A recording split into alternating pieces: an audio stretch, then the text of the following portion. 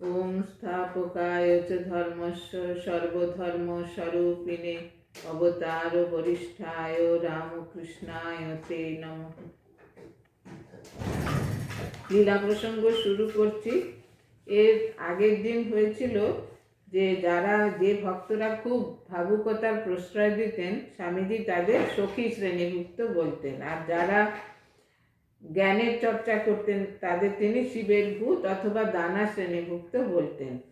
এবার বলছেন, ওইরূপে যুক্তিতর্কে এবং ব্যঙ্গ পরিহাস সহায়ে ভাবুকতার গণ্ডি ভগ্ন করিয়াই নরেন্দ্রনাথ নিশ্চিন্ত হন নাই।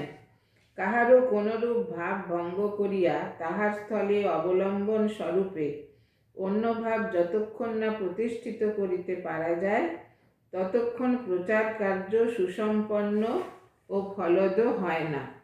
একথা তিনি সম্পূর্ণরূপে হৃদয়ঙ্গম করিতেন এবং তজ্জন্য ওই বিষয়ে এখন হইতে বিশেষ প্রয়াস পাইয়াছিলেন যে ঠিক ঠিক ঈশ্বরের প্রতি ভক্তি, ঈশ্বরের প্রতি ভালোবাসা, এটা যতক্ষণ না হচ্ছে ততক্ষণ কিন্তু এই যে কোনো একটা ভাব বা আদর্শ সেটা ঠিক ঠিক প্রচার হয় না। সেই জন্য স্বামীজি এরকম চেষ্টা করতেন যে যেখানে উনি দেখতেন যে খুবই ভাবুকতার প্রশ্রয় দেওয়া হচ্ছে সেখানে তিনি খুব নির্মমভাবে সেটা সমালোচনা করতেন। অবসরকালে যুবক ভক্ত সকলকে দলবদ্ধ করিয়া তিনি সংসারের অনিত্যতা, বৈরাগ্য এবং ঈশ্বর ভক্তিমূলক সঙ্গীত সকল তাহাদিগের সহিত মিলিত হইয়া গাহিয়া তাহাদিগের প্রাণে ত্যাগ, বৈরাগ্য এবং ভক্তিভাব অনুক্ষণ প্রদীপ্ত রাখিতেন।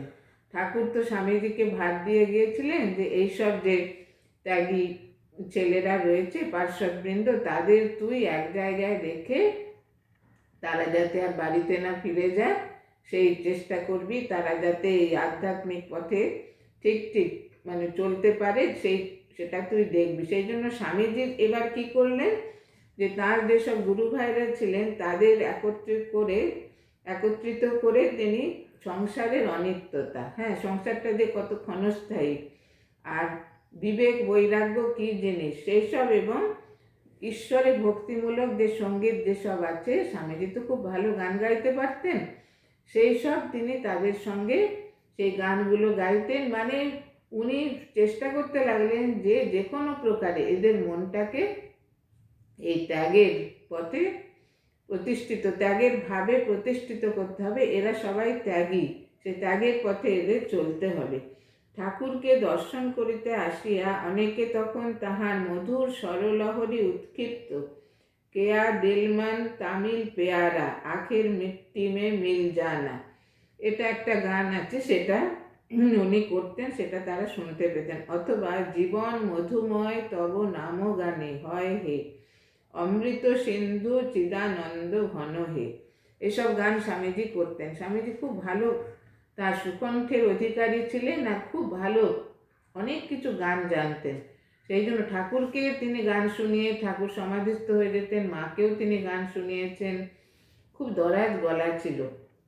সেই জন্য যখন যারা আসতেন বাইরের লোকেরা, তারা স্বামীজির এই গান শুনতে পেতেন। অথবা মনোবুদ্ধি অহংকার চিত্তানি নাহং ন চ শ্রোত্র জিহ্বে ন চ ঘ্রাণ নেত্রে ন চ ব্যোম ভূমির ন তেজো ন বায়ু চিদানন্দ রূপ শিবোহম শিবোহম, এটা শঙ্করাচার্যের একটা বিখ্যাত স্তব, সেটাও তিনি নিজে করতেন।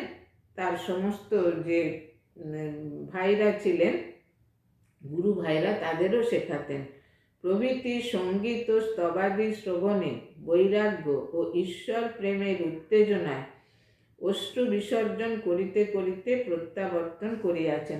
যেসব ভক্তরা আসতেন তখন তারা এই স্বামীজির এই সুকণ্ঠে এইসব স্তব সঙ্গীত শুনে তাদের মনেও সেই ভাবের উদ্দীপনা হতো, তারা চোখের জল ফেলতে ফেলতে যেতেন। ঠাকুরের জীবনের গভীর ঈশ্বরানুরাগ প্রসূত সাধন কথা সকল বিবৃত করিয়া কখনো বা তিনি তাহাদিগকে তাহার মহিমা জ্ঞাপনে মুগ্ধ স্তম্ভিত করিতেন এবং ঈশানুসরণ গ্রন্থ হইতে বচন উদ্ধৃত করিয়া বলিতেন, প্রভুকে যে যথার্থ ভালোবাসিবে তাহার জীবন সর্বতোভাবে শ্রী প্রভুর জীবনের অনুযায়ী হইয়া গঠিত হইয়া উঠিবে।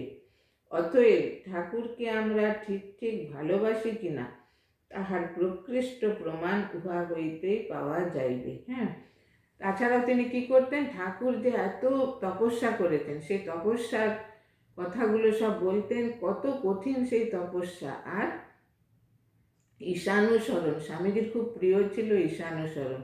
যখন তিনি পরিব্রাজক অবস্থায় সারা ভারতবর্ষ পরিভ্রমণ করেছেন, তখন তার কাছে দুটি বই থাকতো, একটা হচ্ছে গীতা, একটা ঈশানুসরণ।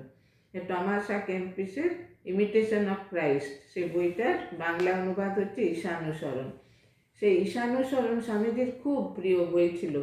সেখানে আছে কি, যে বলছেন উনি যে প্রভুকে যে যথার্থ ভালোবাসিবে, মানে যীশু খ্রিস্টকে, তাহার জীবন সর্বতোভাবে শ্রী প্রভুর জীবনের অনুযায়ী হইয়া গঠিত হইয়া উঠিবে। এইটা বলে স্বামীজি বলতেন যে ঠাকুরকে আমরা যদি ঠিক ঠিক ভালোবাসি তাহলে আমাদের জীবনও সে ঠাকুরের জীবনেরই অনুরূপ হবে। আবার অদ্বৈত জ্ঞান আঁচলে বেঁধে যাহা ইচ্ছা তাহা করো, ঠাকুরের ওই কথা তাহাদিগকে স্মরণ করাইয়া বুঝাইয়া দিতেন। তাহার সকল প্রকার ভাবুকতা ওই জ্ঞানকে বৃত্তিস্বরূপে অবলম্বন করিয়া উত্থিত হইয়া থাকে। অতএব ওই জ্ঞান যাহাতে সর্বাগ্রে লাভ করিতে পারা যায়, তজ্জন্য তাহাদিগকে সচেষ্ট হইতে হইবে। ঠাকুর তো বলতেন অদ্বৈত জ্ঞান আঁচলে বেঁধে, মানে এই সংসারটা সেই যে সৃষ্টিকর্তার সৃষ্টি সব কিছুতেই তিনি ওতপ্রোত হয়ে আছেন, সে একমেবা দ্বিতীয়ম। বলছেন না যে জীব ব্রহ্মৈব না পরহ সর্বং খল্লিদং ব্রহ্ম, আমাদের শাস্ত্রে এসব কথা আছে।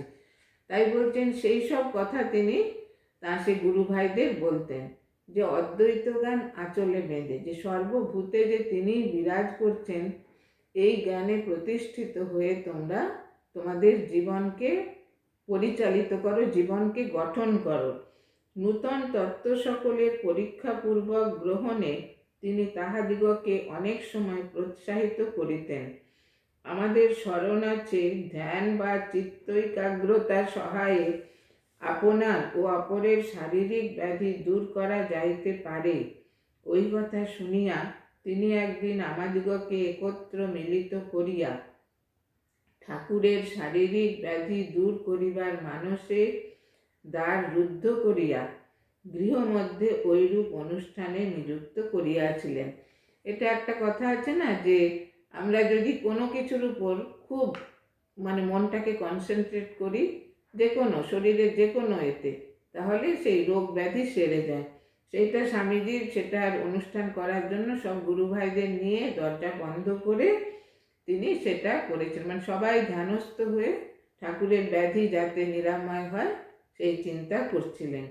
ওইরূপ আবার অযুক্তিকর বিষয় সকল হইতে ভক্তগণ যাহাতে দূরে অবস্থান করে তদ্বিষয়েও তিনি সর্বদা প্রয়াস পাইতেন। স্বামীজি খুব যুক্তিনিষ্ঠ ছিলেন, সেই জন্য তিনি বিনা যুক্তিতে কোনো কিছু গ্রহণ করার পক্ষপাতী ছিলেন না। এই জন্য ঠাকুরের সঙ্গে কত তর্ক করেছেন। এমনি যে কোনো মহাপুরুষের কাছে তিনি গেছেন, তার যে জিজ্ঞাসা, তার যে প্রশ্ন, সেটা তিনি করেছেন। আর সেটা যদি তার মনোমত হতো, মানে যুক্তিপূর্ণ, তবেই তিনি তা গ্রহণ করতেন, না হলে গ্রহণ করতেন না। এই জন্য এখন তিনি তার গুরু ভাইদের এ সমস্ত অযৌক্তিক বিষয় পরিহার করতে বলেছিলেন। এটা একটা ঘটনা দিয়েছেন কি, মতিঝিলের দক্ষিণাংশ যথায় কাশীপুরের রাস্তার সহিত সংযুক্ত হইয়াছে, তাহারই সম্মুখে রাস্তার অপর পার্শ্বে মহিমাচরণ চক্রবর্তীর বাটি ছিল। নানা সদ্গুণ ভূষিত হইলেও চক্রবর্তী মহাশয় লোকমান্যের জন্য নিরন্তর লালায়িত ছিলেন। দেখুন, মহিমাচরণ চক্রবর্তী ঠাকুরের কাছে আসতেন, ঠাকুরকে দর্শন করেছেন, তার কত উপদেশ শুনেছেন, কিন্তু তার মনের মধ্যে কি নাম যশের জন্য একটা আকাঙ্ক্ষা ছিল। বোধ হয় মিথ্যার আশ্রয় গ্রহণ করিলে যদি লোকমান্য পাওয়া যাইত, তাহা হইলে তাহা করিতেও তিনি কুণ্ঠিত হইতেন না।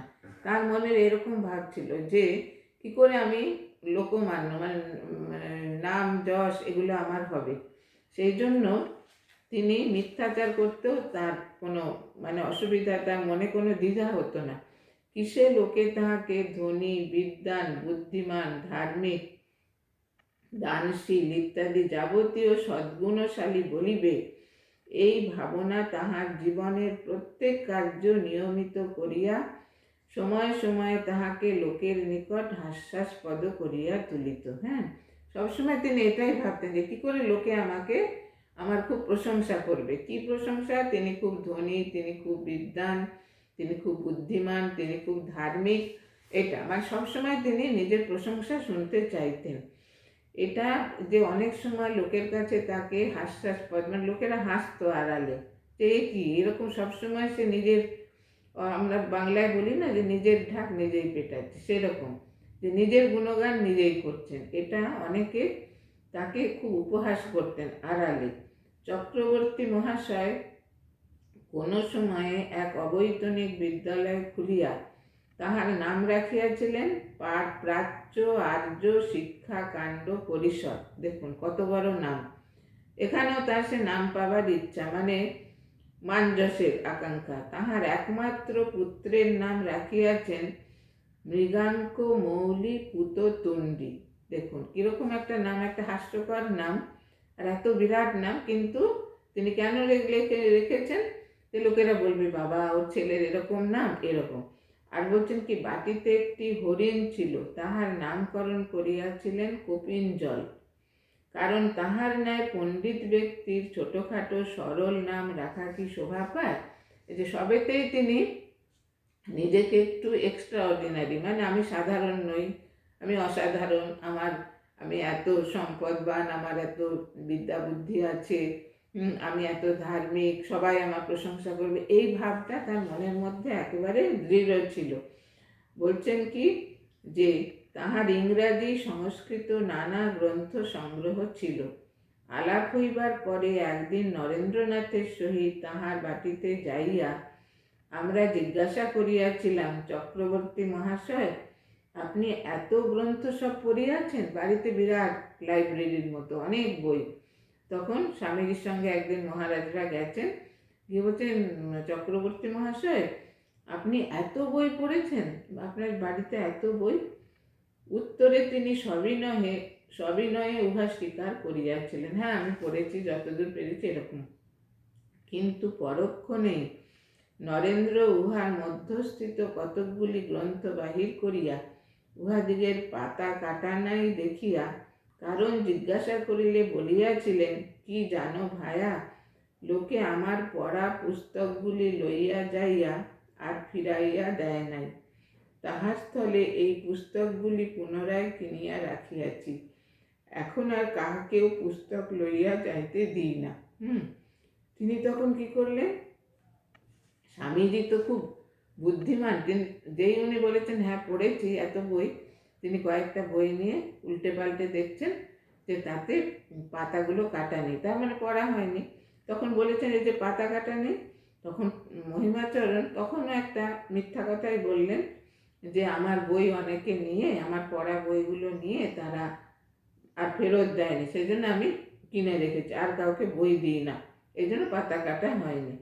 নরেন্দ্রনাথ কিন্তু স্বল্প দিনেই আবিষ্কার করিয়াছিলেন চক্রবর্তী মহাশয়ের সংগৃহীত যাবতীয় পুস্তকেরই পাতা কাটা নাই, মানে সব পুস্তকেরই বেশিরভাগ পাতা কাটা নেই, মানে তিনি কিছুই পড়েননি। কিন্তু বললেন এই যে স্বামীজিকে এবং অন্যান্য যে স্বামীজির গুরু ভাইরা গেছিলেন তাদেরকে যে আমি সব পড়েছি।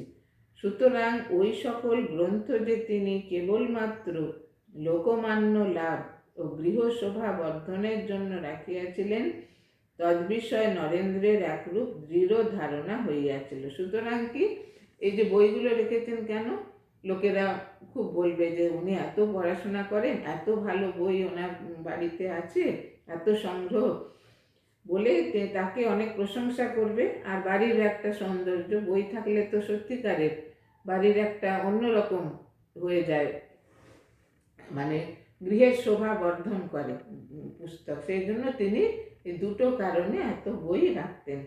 আমাদের সহিত আলাপ হইবার কালে ধর্ম সাধনার কথা প্রসঙ্গে চক্রবর্তী মহাশয় আপনাকে জ্ঞান মার্গের সাধক বলিয়া পরিচয় দিয়াছিলেন। কলিকাতাবাসী ভক্ত সকলের ঠাকুরের নিকট যাইবার বহু বৎসর পূর্ব হইতে মহিমাচরণ দক্ষিণেশ্বরে যাতায়াত করিতেন এবং কোনো কোনো পর্ব দিবসে পঞ্চবটী তলে ব্যাঘ্রচর্ম বিছাইয়া গেরুয়া বস্ত্র পরিধান, রুদ্রাক্ষ ধারণ ও একতারা গ্রহণ পূর্বক আড়ম্বর করিয়া সাধনায় বসিতেন। তাহলে দেখুন উনি কতদিন আগের থেকে ঠাকুরের কাছে যাচ্ছেন, আর মহারাজরা যাবার অনেক আগের থেকে। আর বলছেন কি, বিশেষ বিশেষ দিনে তিনি একটা ব্যাঘ্রচর্ম এই গাছে পঞ্চবটিতে বিছিয়ে সেখানে রুদ্রাক্ষের মালা ধারণ করে আর সেখানে জপ করতেন। আর এই যে কেন একতারা গ্রহণ করবো, কেন এরকম করতেন? লোকেরা বলবে বাবা উনি কত বড় তপস্বী, কিরকম সুন্দর জপ ধ্যান করছেন। গৃহে ফিরিবার কালে ব্যাঘ্রাজিন খানি ঠাকুরের ঘরের এক কোণে দেওয়ালের গায়ে ঝুলাইয়া রাখিয়া যাইতেন। ঠাকুর তাহাকে এক আচরে চিনিয়া লইয়াছিলেন, কারণ ওই ব্যাঘ্রাজিন খানি কাহার একথা আমাদিগের একজন এক দিবস প্রশ্ন করিলে বলিয়াছিলেন, ওখানে মহিম চক্রবর্তী রাখিয়া গিয়াছে, কেন জানো? লোকে উহা দেখিয়া জিজ্ঞাসা করিবে ওখানে কার, এবং আমি তাহার নাম করিলে ধারণা করিবে মহিম চক্রবর্তী একটা মস্ত সাধক। দেখুন ঠাকুর তো সাক্ষাৎ ভগবান, অন্তর্যামী, তিনি সকলকে দেখলেই মানে তার মনের কথা বুঝতে পারতেন, মনের অবস্থাটা কি, সে সাত্ত্বিক না রাজসিক না তামসিক সমস্ত, কিন্তু বলতেন না, ভালোটাই বলতেন। এখানেও যখন মহারাজরা ঠাকুরের কাছে আসতে শুরু করেছেন তখন দেখছেন ঠাকুরের ঘরের এক কোণে ওই বাঘের মানে ব্যাঘ্রচর্ম সেটা ঝুলানো আছে। তখন জিজ্ঞেস করেছেন এটা কার? ঠাকুর বলছেন ওটা মহিম চক্রবর্তী, সে ঝুলিয়ে রেখে গেছে, কেন জানো তো? লোকেরা জিজ্ঞাসা করবে এটা কার, তখন আমি ওর নাম বলবো, তখন সবাই বলবে ও উনি এত বড় সাধক, এই ব্যাঘ্রচর্ম বিছিয়ে উনি তার উপরে বসে জপ ধ্যান করেন। দীক্ষা সম্বন্ধে কথা উঠিলে মহিমবাবু কখনো বলিতেন, আমার গুরুদেবের নাম আগমাচার্য ডমরু বল্লভ। দেখুন এটাও একটা কিরকম অদ্ভুত নাম, তার সব কিছুই অদ্ভুত। আবার কখনো বলিতেন, ঠাকুরের ন্যায় তিনিও পরমহংস পরিব্রাজক শ্রীযুক্ত তোতাপুরীর নিকট দীক্ষা গ্রহণ করিয়াছেন। পশ্চিমে তীর্থ পর্যটনকালে এক স্থানে তাহার দর্শন পাইয়াছিলাম এবং দীক্ষিত হইয়াছিলাম। তিনি বলতেন যে আমারও যে গুরু তিনিও এরকম পরমহংস, তার নাম হচ্ছে আগমাচার্য ডমরু বল্লভ, আর তিনিও তোতাপুরীর কাছে দীক্ষা নিয়েছেন। আমি যখন পশ্চিমে তীর্থ করতে গেছিলাম তখন তার সঙ্গে সাক্ষাৎ হয়েছিল, তখন তার কাছে আমি দীক্ষা নিয়েছি। ঠাকুরকে তিনি ভক্তি অবলম্বন করিয়া থাকিতে বলিয়াছেন এবং আমাকে জ্ঞান মার্গের সাধক হইয়া সংসারে থাকিতে উপদেশ দিয়াছেন। দেখুন এটা কত বড়, মানে এই কথাটার মধ্যে কত বড় একটা মানে মিথ্যাচার মেশানো আছে। তিনি বলছেন ঠাকুরের যিনি গুরু আমারও তিনি গুরু, আর ঠাকুরকে তিনি ভক্তি মার্গে থাকতে বলেছেন, মানে ঠাকুর তো খুব ভক্তি ভক্ত নিয়ে কথা বলতেন আর ভক্তদের সঙ্গে খুব মিশতেন, তাদেরকে খুব উপদেশ দিতেন। সেই জন্য বলছেন ঠাকুরকে তিনি ভক্তিপথে মানে সাধন করতে বলেছেন, আর আমাকে জ্ঞান পথে জ্ঞান মার্গের সাধক। বলা বাহুল্য ওই কথা কতদূর সত্য তাহা তিনি এবং স্বয়ং সর্বান্তর্যামী পুরুষই জানিতেন। মানে মহারাজ বলতেন যে কথাটা যে কতখানি সত্য, মানে পুরোটাই মিথ্যা, সেটা তিনি স্বয়ং নিজে জানতেন। মানে যিনি বলছেন তিনি তো জানবেন সত্য কি মিথ্যা, আর সর্বান্তর্যামী ভগবান যিনি সকলের অন্তরে আছেন তিনি। সাধনার মধ্যে দেখা যায় তো মহিমবাবু যখন তখন এবং যেখানে সেখানে একতারার সুরের সহিত গলা মিলাইয়া প্রণবোচ্চারণ, মধ্যে মধ্যে এক আধটি উত্তর গীতাদি পুস্তকের শ্লোক পাঠ ও হুঙ্কার ধ্বনি করিতেন। ওই তার কাছে একটা একতারা থাকতো, সেটা তিনি একতারা বাজিয়ে ওঙ্কার মানে প্রণব ধ্বনি উচ্চারণ করতেন, কখনো পুস্তকের শ্লোক, উত্তর গীতাদি পুস্তকের শ্লোক, কখনো হুঙ্কার ধ্বনি। তিনি বলিতেন, উহাই সনাতন জ্ঞানমার্গের সাধনা, উহা করিলে অন্য কোনো সাধনা করিবার প্রয়োজন নাই। মানে তিনি যা কিছু করবেন তাই যেন শ্রেষ্ঠ, এটাই তিনি প্রতিপন্ন করতে চাইতেন।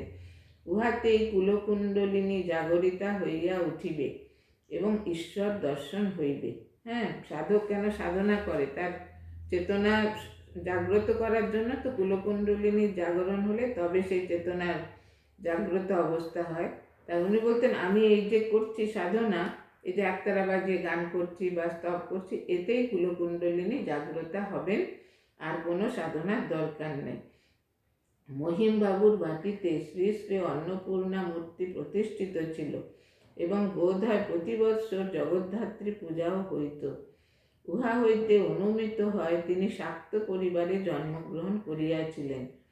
শেষ জীবনে ইনি শক্তি সাধন প্রণালী অবলম্বন করিয়াছিলেন বলিয়া বোধ হয়, কারণ তখন ইহাকে একখানি ছোট বগি গাড়িতে করিয়া ইতস্তত পরিভ্রমণ করিবার কালে মধ্যে মধ্যে চিৎকার করিয়া বলিতে শোনা যাইত, তারা তত্ত্বমসি ত্বমসি তৎ। হ্যাঁ, বলছেন তার বাড়িতে মা অন্নপূর্ণা প্রতিষ্ঠিত ছিলেন আর জগদ্ধাত্রী পুজোও হতো। আর শেষ জীবনে তিনি কি করতেন, একটা ছোট গাড়িতে করে তিনি সেটা সে গাড়িতে করে ঘুরতেন আর কি বলতেন, তারা তত্ত্বমসি ত্বমসি তৎ, এই কথা খুব উচ্চ ঈশ্বরে বলতেন। চক্রবর্তী মহাশয়ের অল্প স্বল্প জমিদারি ছিল, তাহার আয় হইতেই তাহার সংসার নির্বাহ হইত। হ্যাঁ, তার একটা ছোটোখাটো জমিদারি ছিল, নিজে কোনো কাজ করতেন না, তার আয়তেই সংসার চলত। নিজে এরকম সাধন ভজন যা কিছু করতেন তার চতুর্গুণ আরও বাড়িয়ে বলতেন, আর এইভাবে তিনি তার দিন কাটাতেন। ঠাকুরের শ্যামপুকুরে অবস্থান করিবার কালে মহিমবাবু 2-3 বার তাহাকে দেখিতে আসিয়াছিলেন। তখন ঠাকুরের সহিত কুশল প্রশ্নাদি করিবার পরে তিনি সাধারণের নিমিত্ত যে ঘর নির্দিষ্ট ছিল তাহাতে আসিয়া বসিতেন এবং একতারা সংযোগে মন্ত্র সাধনে এবং উহারে ভিতর মধ্যে মধ্যে অপরের সহিত ধর্মালাপে নিযুক্ত হইতেন। যখন ঠাকুর শ্যামপুকুরে ছিলেন তিনি তখন প্রায় আসতেন, এসে ঠাকুরের সহিত একটু কথাবার্তা বলে সঙ্গে তিনি পাশের ঘরে, যেখানে সবার বসবার ব্যবস্থা, সেখানে সেই একতারা বাজিয়ে সে মন্ত্রোচ্চারণ করতেন, ওঙ্কার ধ্বনি, আর সবার সঙ্গে কুশল প্রশ্নাদি করতেন। তাহার গৈরিক পরিহিত সুন্দর কান্তি, বিশাল বকু এবং বাক্যোচ্ছটায় মুগ্ধ হইয়া অনেকে তখন তাহাকে আধ্যাত্মিক নানা প্রশ্ন করিতে থাকিত। মানুষ কোথাও একটু কিছু ধর্মীয় পরিবেশ দেখলে বা কোনো ধার্মিক ব্যক্তিকে দেখলে তারা তাদের মনে যত প্রশ্ন সেগুলো তো করে। ওনারও খুব সুন্দর লম্বা চওড়া চেহারা, এই মালা জপ করছেন, তারপরে একতারা বাজিয়ে ওঙ্কার ধ্বনি করছেন, এতে অনেকে খুব আকৃষ্ট হয়ে ওনাকে অনেক ধর্ম বিষয়ক প্রশ্ন করত। ঠাকুরও কখনো কখনো তাহাকে বলিতেন, তুমি পণ্ডিত, উপস্থিত সকলকে দেখাইয়া ইহাদিগকে কিছু উপদেশ দাওগে, কারণ কতকগুলি শিষ্য সংগ্রহপূর্বক ধর্মোপদেষ্টা বলিয়া নিজ নাম জাহির করাটা যে তাহার প্রাণের ইচ্ছা, এ কথা তাহার জানিতে বাকি ছিল না।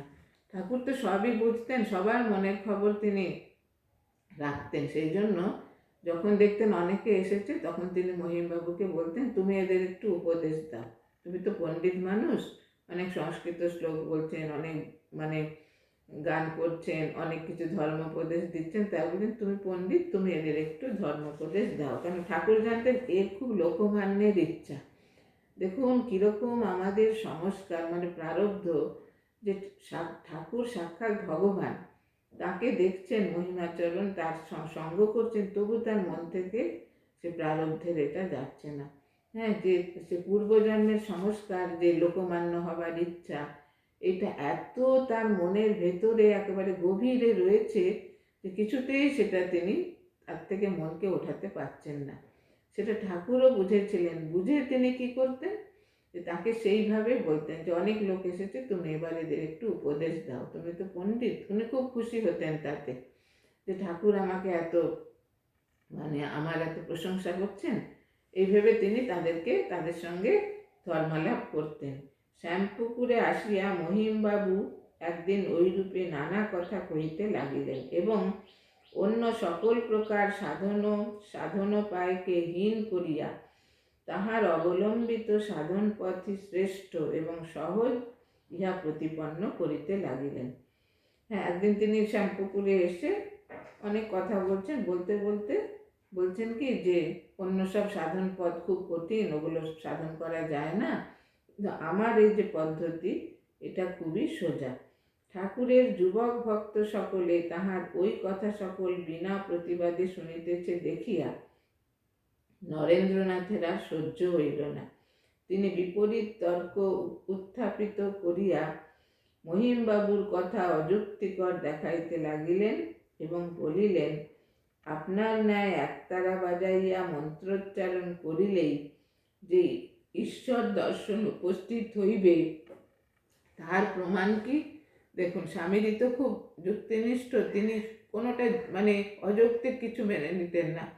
তাই স্বামী যখন উনি বলছেন যে আমার পথটাই হচ্ছে ঠিক, সহজ, অন্য পথগুলো কঠিন ধর্মাচরণের পক্ষে, তখন স্বামীজি তা প্রতিবাদ করলেন। সবাই চুপ করে শুনছে, স্বামীজি গুরু ভাইরা আরও ভক্তেরা। কিন্তু স্বামীজি বললেন যে আপনি যে একতারা বাজিয়ে গান করেন, এটা করলেই যে ভগবানের দর্শন পাবেন তার প্রমাণ কি? আপনার ন্যায় একতারা বাজাইয়া মন্ত্রোচ্চারণ করিলেই যে ঈশ্বর দর্শন উপস্থিত হইবে তাহার প্রমাণ কি? স্বামীজি সরাসরি জিজ্ঞেস করলেন। উত্তরে মহিমবাবু বলিলেন, নাদি ব্রহ্ম। ওই স্বরসংযুক্ত মন্ত্রোচ্চারণের প্রভাবে ঈশ্বরকে দেখা দিতেই হইবে, অন্য আর কিছু করিবার আবশ্যক নাই। আমাদের শাস্ত্রে তো বলে শব্দ ব্রহ্ম, এখানে উনি তাই বলছেন নাদি ব্রহ্ম। আর এই যে আমি মন্ত্রোচ্চারণ করছি স্বর সংযুক্ত করে, এটার জন্য ভগবানকে দেখা দিতেই হবে। নরেন্দ্র বলিলেন, ঈশ্বর আপনার সহিত ওইরূপে লেখাপড়া করিয়াছেন নাকি? হ্যাঁ, তিনি কি আপনাকে বলেছেন যে দেখা দেবেন এরকম করলে? অথবা ঈশ্বর মন্ত্রৌষধি বশ সর্পের ন্যায় সুর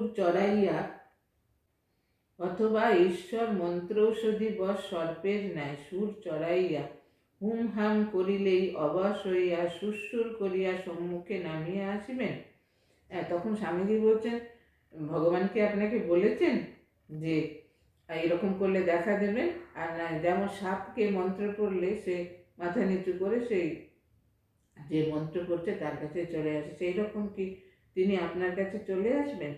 বলা বাহুল্য, নরেন্দ্রনাথের তর্কের জন্য মহিমবাবুর প্রচার কার্যটা সেদিন বিশেষ জমিল না এবং তিনি ওই দিবস শীঘ্র বিদায় গ্রহণ করিলেন। দেখুন, স্বামীজি এমন যুক্তিপূর্ণ কথা বলেছেন যে মহিমবাবু আর তার উত্তর দিতে পারলেন না। তিনি সেদিন তাড়াতাড়ি বাড়ি চলে গেলেন। ভিন্ন সম্প্রদায়ভুক্ত যথার্থ সাধক সকলে যাহাতে ঠাকুরের ভক্তদিগের নিকটে বিশেষ সম্মান পায় তদ্বিষয়ে নরেন্দ্রনাথের বিশেষ দৃষ্টি ছিল। তিনি বলিতেন, সাধারণে যেরূপে অপর সকলের নিন্দা এবং কেবলমাত্র নিজ সম্প্রদায়ের সাধক সকলকেই শ্রদ্ধা ভক্তি করে, ওইরূপ করিলে ঠাকুরের যত মত তত পথ রূপ মতবাদের উপরে, সুতরাং ঠাকুরের উপরে অশ্রদ্ধা প্রকাশ করা হয়। দেখুন স্বামীজির কি সুন্দর শিক্ষা। স্বামীজি কি বলতেন গুরু ভাইদের, যে যত ধর্মমত আছে সেই সব সম্প্রদায়ের লোকেরা তো আসছে ঠাকুরের সাক্ষাতের জন্য, ঠাকুরকে সাক্ষাতের জন্য, বলছে সকলের মতকে তোমরা শ্রদ্ধা করবে। তা নইলে কি হবে? ঠাকুর যে এই যে বিভিন্ন ধর্মমত সাধনা করে ঠাকুর যে বলেছেন যত মত তত পথ, তাহলে সেটাকে আমরা শ্রদ্ধা করতে পারবো না যদি আমরা সকলকে সব মতকে শ্রদ্ধা না করি।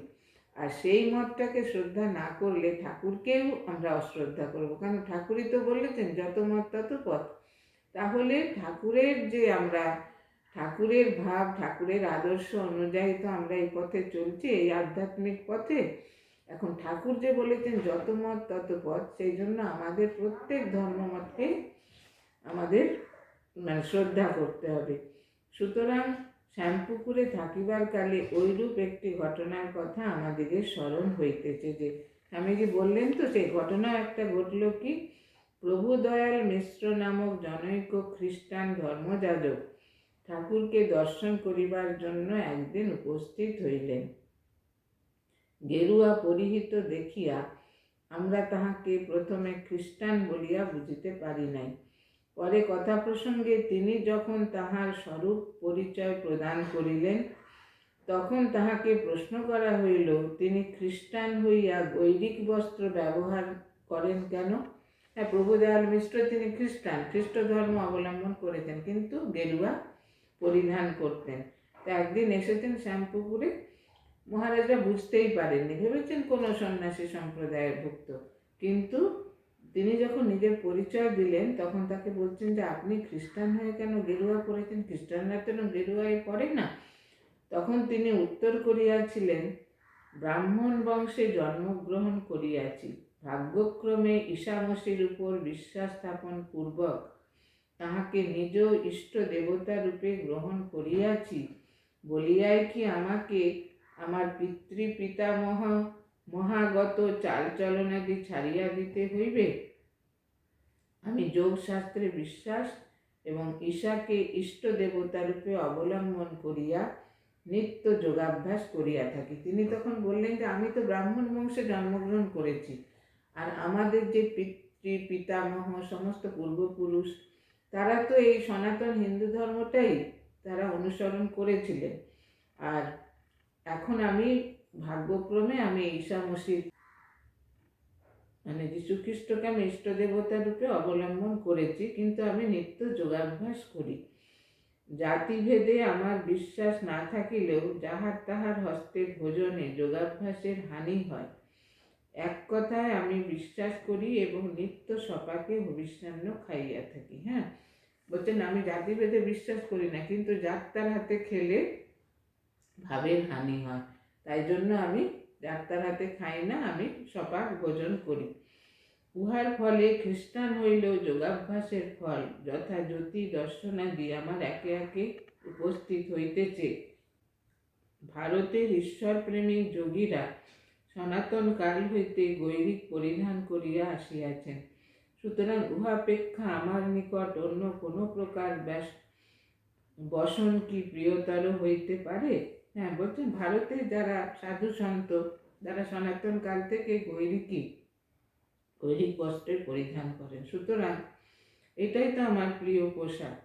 এটা প্রশ্নের পর প্রশ্ন করিয়া নরেন্দ্রনাথ তাহার প্রাণের কথা সকল ওইরূপে একে একে বাহির করিয়া লইয়াছিলেন এবং সাধু ও যোগী জানিয়া তাহাকে বিশেষ সম্মান প্রদর্শন পূর্বক আমাদিগকেও ওইরূপ করিতে শিক্ষা প্রদান করিয়াছিলেন। হ্যাঁ, তখন স্বামীজি বলেন, হ্যাঁ ইনি ঠিক সাধু আর যোগী, একে তোমরা সবাই শ্রদ্ধা করবে। আমাদিগের অনেকেও উহাতে তাহার পাদস্পর্শপূর্বক প্রণাম ও তাহার সহিত একত্রে ঠাকুরের প্রসাদী মিষ্টান্নাদি ভোজন করিয়াছিল।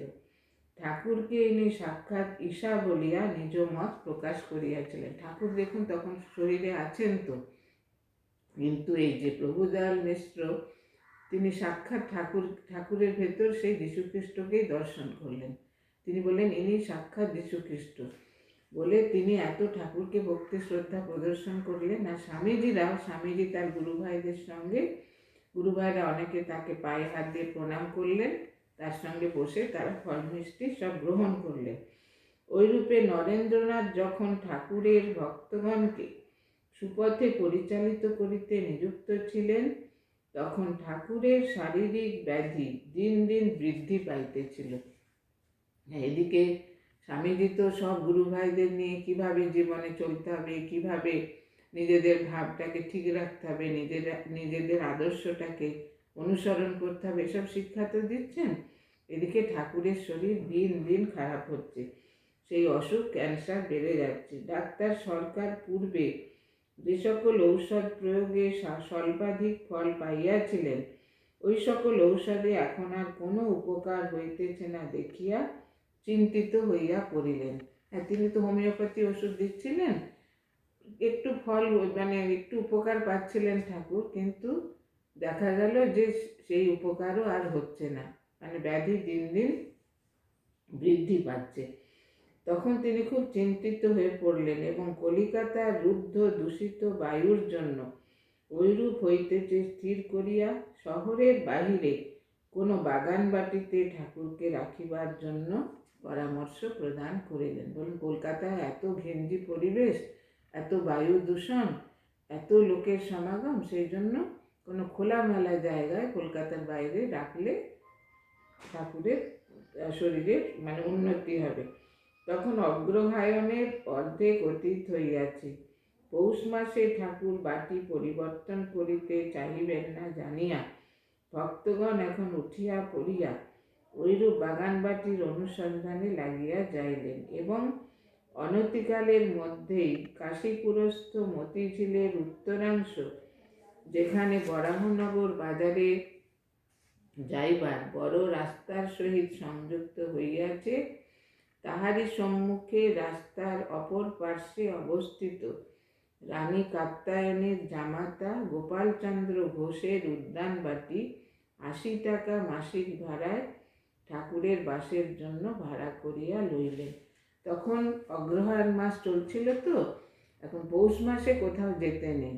সেই জন্য ভক্তরা চিন্তা করলেন যে ঠাকুর তো পৌষ মাসে কোথাও যাবেন না, তাহলে এই অঘ্রাণ মাসের মধ্যেই আমাদের ঠিক করতে হবে ঠাকুরের মানে বাসস্থানটা, কোথায় ঠাকুর থাকবেন।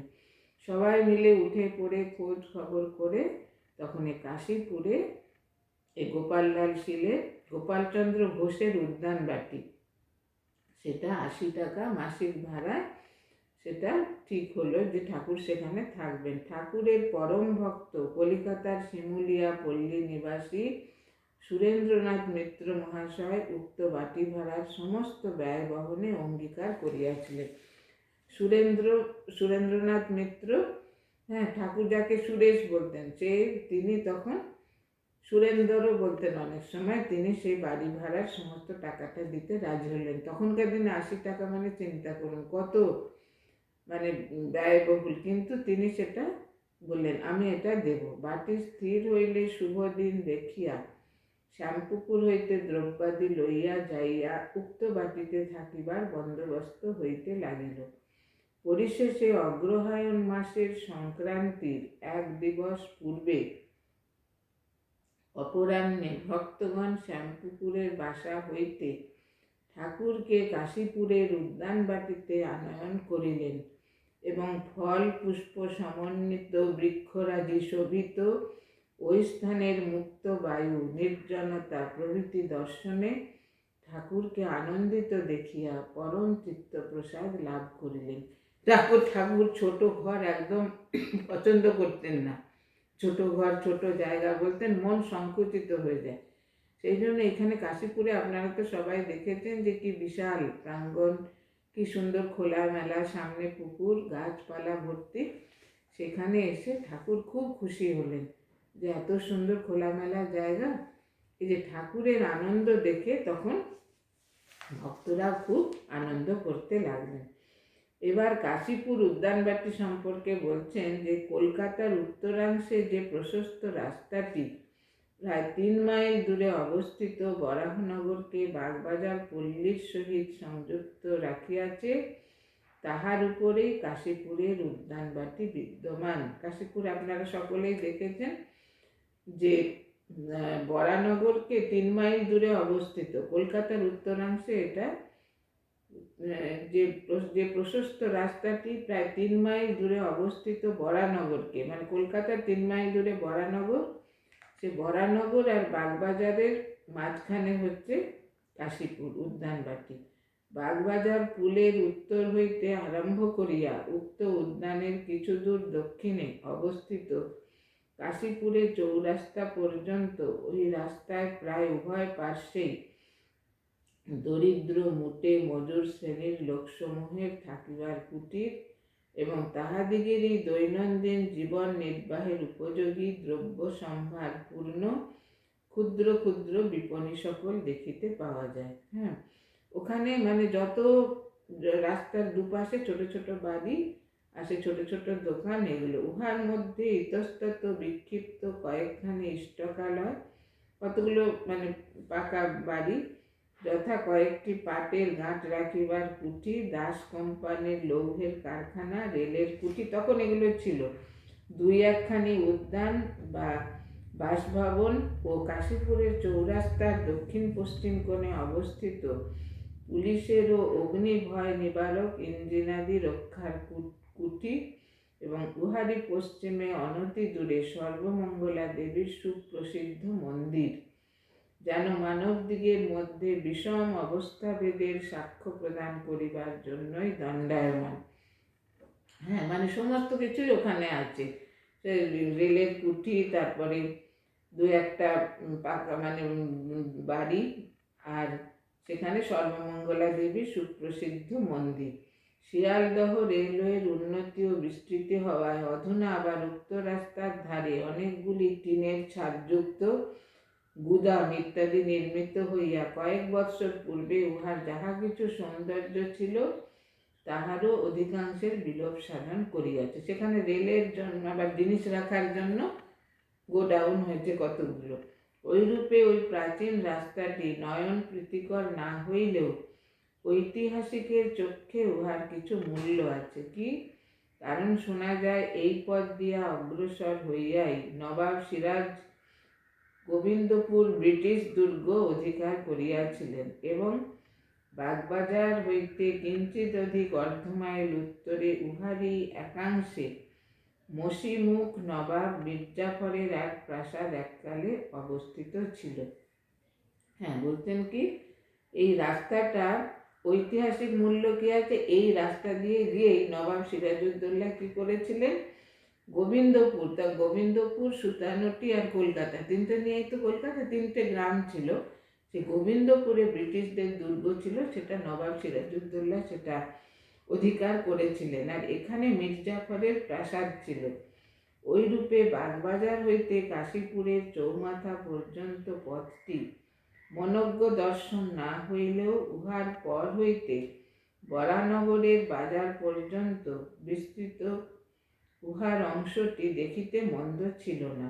উক্ত চৌমাথা হইতে উত্তরে স্বল্পদূর অগ্রসর হইলেই মতিঝিলের দক্ষিণাংশ এবং উহার বিপরীত রাস্তার পূর্ব পার্শ্বে আমাদিগের পরিচিত মহিমাচরণ চক্রবর্তীর সুন্দর বাসভবন তৎকালে দেখা যাইত।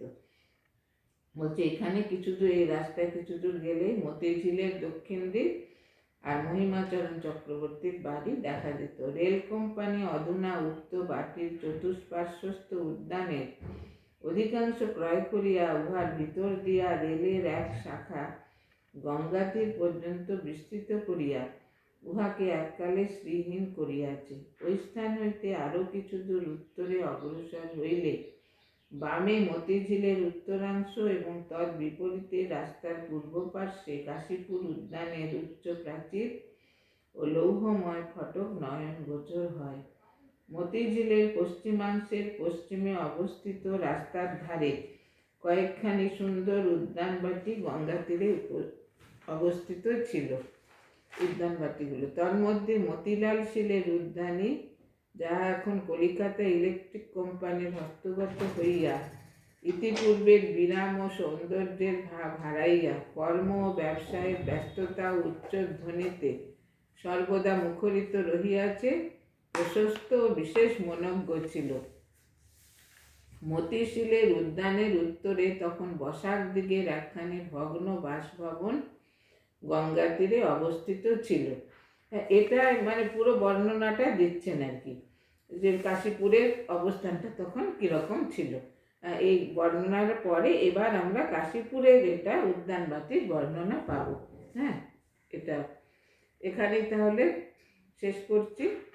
ওম স্থাপকায় চ ধর্মস্য সর্বধর্ম স্বরূপিণে অবতার বরিষ্ঠায় রামকৃষ্ণায় তে নমঃ।